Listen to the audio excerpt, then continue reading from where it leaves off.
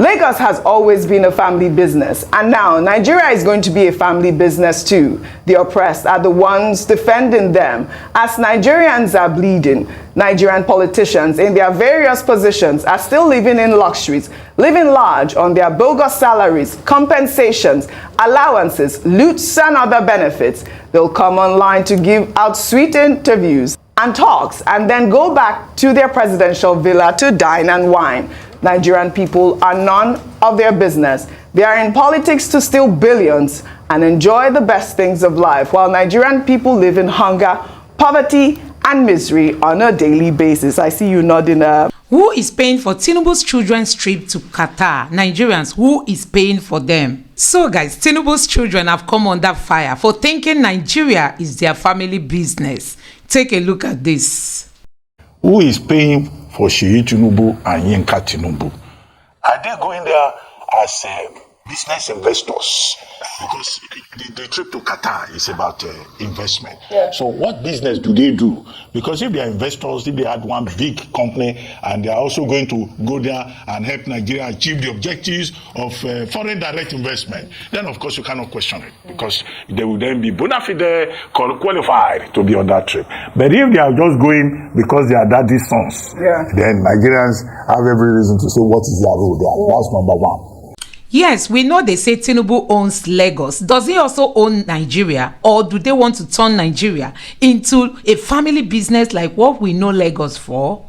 So guys, Nigerians have reacted badly, as a result of this trip that Tinubu's two sons were involved in. This is a state visit to Qatar, and Nigerians are wondering who paid for them. Just listen to what these analysts have got to say. Take a look at this. Senior Special Assistant to President Bola Ahmed Tinubu on digital and new media, Otega Ogra, has defended the president's inclusion of his sons, Sheyi and Yinka, among the delegation going with him to Qatar for a business and investment meeting. The list of delegates began circulating on social media on Tuesday in the wake of the president's directive to implement the Orosanye report to cut the cost of governance. Ogra, in a bid to defend the inclusion of the president's family among the delegates going to Qatar, said that some world leaders take their children on state visits to educate them about world affairs and different cultures and to maintain a semblance of family life, despite the demands of public office. His tweet reads, "It is not uncommon for children of world leaders to accompany their parents on foreign trips. In fact, it is the norm. Canadian PM Trudeau is known to travel with his family on official trips abroad. Same with UK PMs, even if somewhat muted. From the public image and diplomacy angle, bringing family members can soften a leader's public image and aid in diplomatic relations by showcasing a relatable, family-oriented side. For some leaders, taking their children on such trips is a way of educating them about world affairs and different cultures. Others do it to maintain some semblance of family life, despite the demands of public office, and for security considerations. The Obamas, Clintons, Bushes, Trumps, and others went on tons of foreign trips while in office with their families. We really need to stop majoring in minors in the name of castigating everything." Well, I wrote hashtag Nigeria will succeed. Obviously, Nigeria will succeed, but you know that a lot of Nigerians have always talked about cutting cost of governance, even just in the wake of the Orosanye report, and the fact that, I believe it was COP28, that whole nonsense about the huge delegation came up. Well, let me take a reaction. This person wrote, "Lagos has always been a family business, and now Nigeria is going to be a family business too. The oppressed are the ones defending them. As Nigerians are bleeding, Nigerian politicians in their various positions are still living in luxuries, living large on their bogus salaries, compensations, allowances, loots and other benefits. They'll come online to give out sweet interviews and talks and then go back to their presidential villa to dine and wine. Nigerian people are none of their business. They are in politics to steal billions and enjoy the best things of life, while Nigerian people live in hunger, poverty and misery on a daily basis." I see you nodding. Ayo, obviously, you know that that's the rhetoric online because of what we've been talking about. Yeah. Okay, so whenever we want to compare the economy of countries, and we use the UK, France, America as an example, they will say, oh, don't compare apples and oranges. Don't all the two different realities that are fair to compare. However, when it fits the narrative, as we've seen with that statement, then they would say, oh, look at America, US, and France, the same people. And I'm bringing that again, apples and oranges. Look at the size. is America or is France going through the same thing that we are in terms of the economic realities of Nigeria? Absolutely not. Are they calling for a streamlining or a cut in governance, in cost of governance? Not at the moment. Right. So you cannot use that example, with due respect to Mr. Ortega, saying that I do agree that yes, for educational purposes or to expose your children or to present a sense of family life. If that were the case, they should take the wife, grandparents, everybody just to show that he's a family man. But if the state is sponsoring this at a time when we have just had headlines around the implementation of the Rufai report, I believe that even for the optics, if you're not paying out of pocket, I don't know if it's the state that's sponsoring their trip. I want to assume that's the case. If that's the case, just because of what you keep asking Nigerians to make sacrifices to tighten their belt, then let us see that reflected in the spendings of the government. Right. Saying that, Mr. Ortega himself, we question the jobs of the SSAs and retinues of essays on media that the president has. Some of them need to go. I want him to keep his job, but I'm just saying that we have so many. So like I said, they're coming on Twitter, they're coming and just commenting on every single story. They need to show working. So this is what we see. But I think for the optics and in line and in accordance with what the president has said, let's stop all these trips for now. Saying that other world leaders travel with their family. The question to ask is, those family members that go with them, do they pay from their pockets, or are they following family, their father at state expense?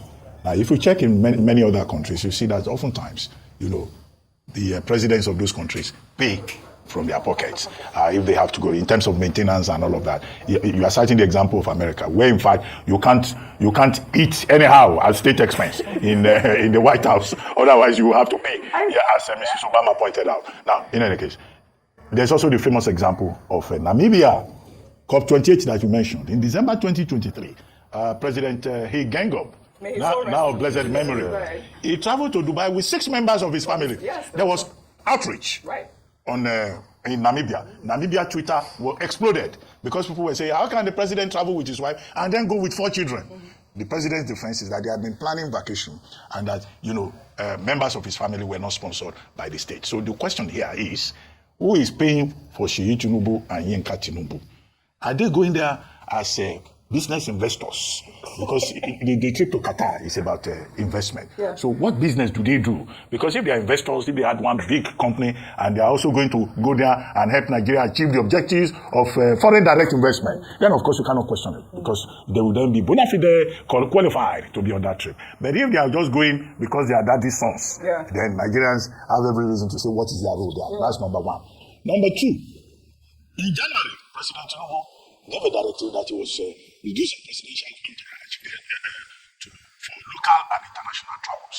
Now, what was assigned to the president then was an entourage of 20 for international travels, right? I think about 20 for international travels. There is a list that is circulating of main body. Main body means the team that goes with the president. Yeah. Now, that list is in 2 parts. Some people will travel on the 28th. It's an advanced team of about 20 something people. Then you have the main body, the other main body that will travel with the president on the 29th. Those ones, I think they are about 28. Yes. Now, if you add the figure, then you raise the question, is the president violating his own directive? Yeah. Is he leading by example with regard to presidential entourage? Yeah. We will expect an explanation in that regard. The third point to be made about the trip to Qatar is that there was some controversy about the note verbal that came from the Ministry of Foreign Affairs, Qatar, flying around all over the place, and then there was another note verbal when it became controversial that the business summit that the Qataris had said would not take place because of other commitments had now been allowed.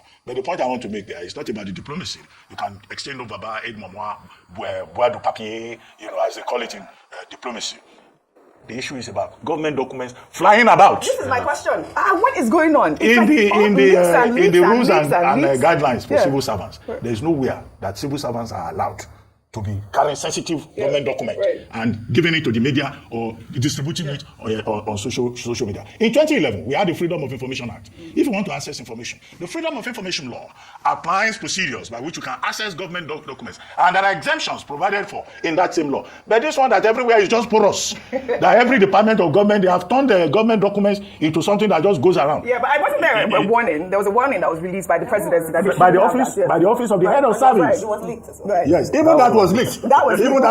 Even that circular was leaked. Well, I know you have a lot to say, Dr. Yes. Rufai. Should I take my final story and then you discuss both, or do you want to say this and then we'll finish? Well, it's more about cutting the cost of governance. But the state governors have done a lot, and now we're asking, and we've also highlighted the private sector as well. And then there was the news that came out about the airlines were talking about traveling. At last, the much anticipated discounted tickets for passengers traveling to London, England, on Nigeria's largest airline, Airpeace, is now available. The tickets have gone live on flyairpeace.com with return ticket fares at 1.2 million naira on economy class, while business class tickets are offered at reduced return fare of 4 million naira. Every Nigerian student studying in the United Kingdom, Europe, Canada, and the United States can now access their special 15% rebate on already reduced economy fares. Airpeace will commence its Lagos-London flight on March 30th, 2024. Sorry, when I saw this news yesterday, I was like, because I was trying to get a ticket to London, and it was 8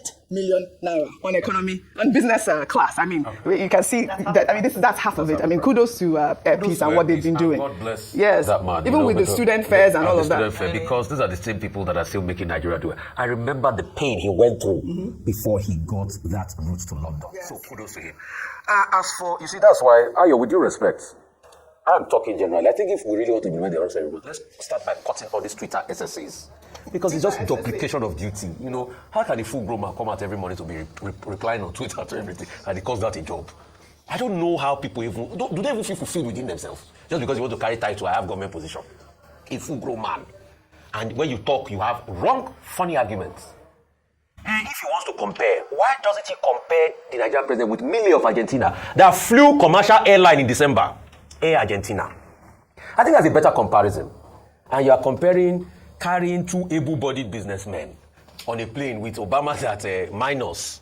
You can see the comparison. You can see, but that's what happens when we pack a lot of jobless people into government, and all they do is to tweet here and there, and all of that. Like 15 people are tweeting for government on Twitter, which is at a waste of our resource. Even to build their own platform, they don't have. If not for Elon Musk, they will not have platform to work. So that's part of why you were saying yesterday that you were not saying reports. It's another smoke screen. It's just, to be able to distract Nigerians. Yeah. It is still in this government. We have special advisor on information and strategy. Then we have special advisor on media and publicity to the president. Can you imagine? What's the difference between information and strategy and media? So we have a lot of reproduction of duties. Hence, we have a lot of very faulty arguments. We should not be copying the wrong thing. Cost of government is high already. Taking 38 people for a trip to Qatar, and in the end, it's just promising they will bring you. All the investments in Saudi, where is it today? All right. These are serious conversations, really pertinent questions you have asked. So, guys, you have seen it for yourself. Honestly, these people are detached from the reality on ground. Tinubu does not even know the extent to which Nigerians are suffering. I mean, they don't understand the hunger that is in the land. They told us they are going to cut their cost, but you can see that the cost of governance, keep increasing in Nigeria. For them to have taken their family members, do you know how many percent of the cost of that trip that must have risen because of these people that were involved in that trip? So, guys, this is what we keep saying, that these politicians, they just want to get into power by the help of INEC and the judiciary and whosoever is there to help them, get into power and begin to mess up with the people. And that is just what we are seeing today. They don't care about the Nigerian people. They don't understand the plight of the people. All they want is just to get power so that they can use that to just, service them on their own selves, not the people. Let me know what you think about this in the comment section below. Please don't forget to subscribe to the channel and turn on the notification bell. Thank you.